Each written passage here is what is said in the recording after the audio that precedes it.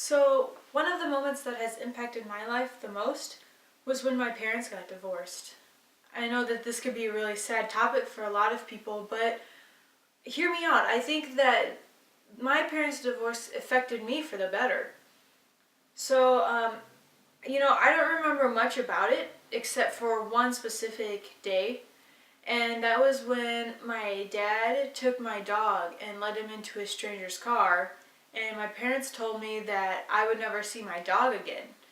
And I'm a huge animal lover, so I was heartbroken when I found this out.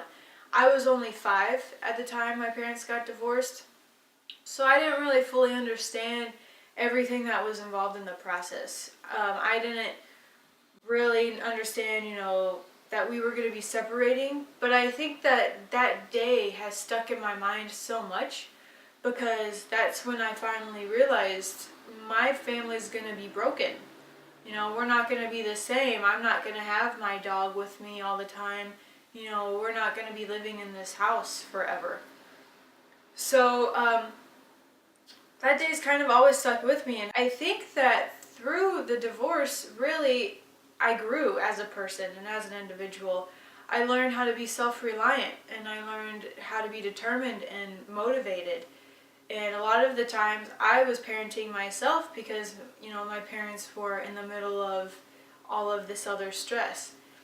So I really, was the one that got myself up for school and got myself to do my homework. And so I think ultimately my parents' divorce helped me grow as a person. And I think that, it was kind of a good thing for me. So the person that I love the most would have to be my mom. This wasn't always the case. When my parents were going through the divorce, we were kind of enemies. I was really stubborn as a little child, and my mom was really stressed. So it was a really bad combination, and we butt heads all the time. But once I hit high school, my appreciation kind of grew for my mom. I saw all of the sacrifices that she had made for my brother and I when we were younger, and I realized how stressful that time was for her. And then once my brother got into college, my heart really opened up to my mom. She invested a lot of money, into his college career. She helped him as much as she could, and he ended up just wasting it all. He didn't even get his degree, and that was thousands and thousands of dollars that my mom had given to him just kind of down the drain. And so then now that I'm in college, I love her even more because she'll randomly buy me groceries or pay my rent for me. And those are things that I don't ask her to do, but she just does it because she loves me and she knows that I work hard here at school. She constantly tells me how proud she is of me and how, she thinks that I could do anything that I put my mind to. And she's inspired me to go after my dreams and try to attain my goals because she believes that I can do it.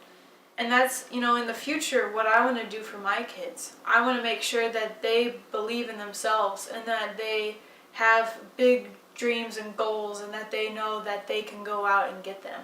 And it's not some unattainable thing that you can never get. That dreams can come true, you just have to work hard at them.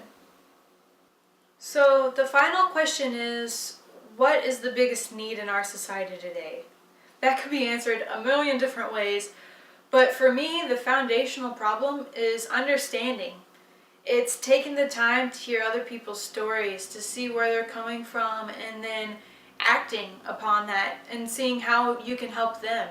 We're so engrossed in our own lives and in technology and what's the latest news that we don't step outside of that bubble and see what is really impacting our neighborhood, what causes are there right outside our door that we're missing. So I think that we need to start going back to that, to going back to stories and understanding each other and taking the time to say, where are you at in life right now and how can I help you? How can I meet some needs that you may have? Just simple things that can make a huge impact. And I think that we're so self-centered in our society today that we fail to see the bigger needs. we don't want to see the bigger needs that exist.